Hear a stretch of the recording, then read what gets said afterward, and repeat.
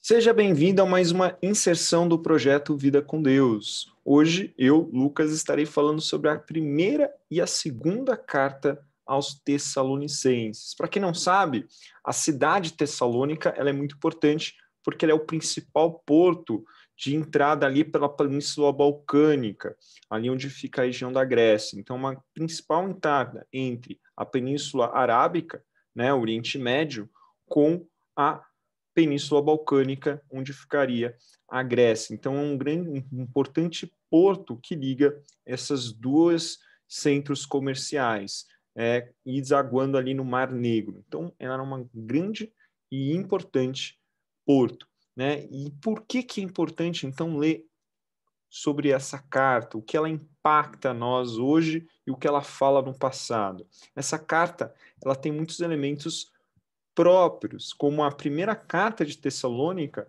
ela não tem nenhuma crítica à igreja, mas ser elogios e recomendações. Essa carta foi uma das primeiras cartas que Paulo escreveu. Por quê? Paulo ficou apenas quase 4 semanas na cidade. Nas 3 primeiras semanas, quando ele chega na cidade, na sua segunda viagem missionária, já com Silas e não mais com Barnabé, ele vai na sinagoga mostrar nas escrituras que Jesus era o Filho de Deus, que Jesus era o ungido do Senhor. E a Bíblia diz que muitos creram ali, muitos se converteram, tanto judeus como aqueles que eram gregos, que acreditavam no Deus de Abraão, mas não tinham se circuncidado. Por isso que a Bíblia chama de gregos, por isso que ela faz essa diferenciação de judeus e gregos, porque esses gregos criam no Deus judeu, mas não eram circuncidados. E muitos creram e formam uma grande comunidade logo no início. Só que isso gerou inveja para os judeus que não creram em Jesus. E eles começam a perseguir a igreja em Tessalônica. Você pode isso ver lá em Atos 17, 1 ao 10.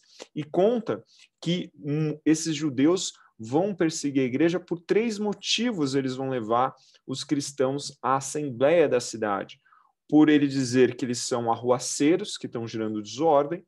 Essa desordem se dá por os outros 2 elementos, que é, eles estão pregando um rei que não é César, e eles estão também falando uma religião que é nova, que não poderia sem autorização romana.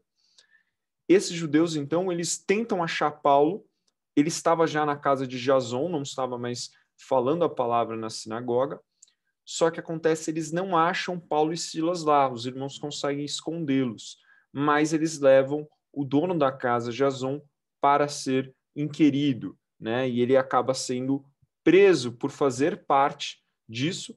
A igreja consegue pagar aí a sua fiança, mas a perseguição continua. Por isso, os cristãos conseguem, à noite, levar Paulo e Silas para a cidade ao lado, que era Bereia. Bereia também, os mesmos judeus de Tessalônica vão atrás de Paulo e Silas, mas eles conseguem, então, depois ir para Atenas. Então, uma carta que é quase um alívio para Paulo, porque Paulo não sabia o que tinha acontecido com a igreja. Então, logo que ele vai se estabelecer depois de Atenas em Corintos, onde ele vai ficar mais tempo, ele manda o seu cooperador fiel Timóteo para ver o que tinha acontecido à igreja. Será que a igreja tinha sobrevivido? Será que a igreja estava inteira? Será que ela conseguiu se manter mesmo com toda a perseguição? E quando Timóteo volta, ele traz só boas notícias e é uma paz para Paulo. Por isso que os capítulos 1 e 2 falam de como a igreja está. E Paulo elogia a igreja. E o que a gente pode relacionar com isso? Será que a gente tem essas qualidades que a igreja de Tessalônica tem no capítulo 1 e 2? Será que nós temos uma fé tão fortificada como aquela igreja que conhecia tão pouco, mas era tão fiel? No capítulo 3, ele já vai falar, contar essa história, eu estou contando para você.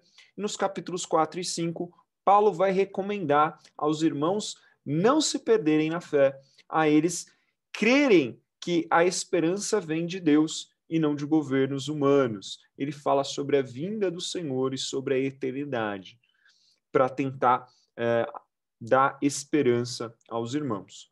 E depois vem a segunda carta. A segunda carta é logo em seguida, menos de um ano, porque a primeira carta gerou alguns problemas. Porque eles interpretaram que o capítulo 4 e 5, que era uma recomendação para eles esperarem em Cristo a vinda do Senhor, eles entenderam que a vinda do Senhor viria agora, viria nesse instante. E não era isso que Paulo queria dizer. Paulo queria dizer que eles deveriam se preocupar não com a perseguição dos homens, mas com a vinda do Senhor, que ele viria como ladrão e que eles deveriam se manter perseverantes na fé e crendo que a esperança do Senhor vai vir no tempo certo. Mas eles não entenderam assim.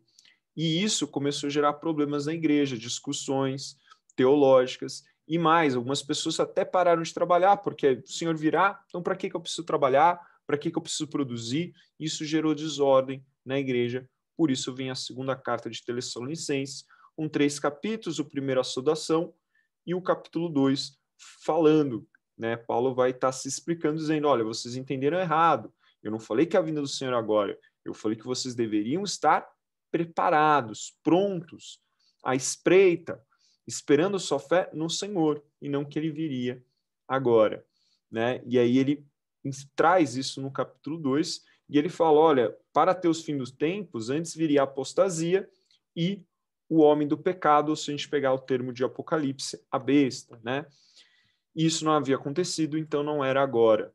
Então ele recomenda isso. E aí o capítulo 3 ele fala o que é mais importante. Não é saber quando é a vinda, mas é perseverar na fé do ensino dos apóstolos e não se desviar dele. Ele conclui o capítulo 3 assim e exorta para que esses desordeiros que não querem mais trabalhar, que estão esperando a vinda, que sejam exortados e, se eles não mudarem, para ninguém mais supri-los, porque quem quiser viver, que trabalhe, quem quiser comer, trabalhe. Então, essas são as 2 cartas tessalonicenses que nos ensinam muita coisa, tanto sobre uma verdadeira fé genuína, como a vinda por Deus, a vinda de Jesus Cristo.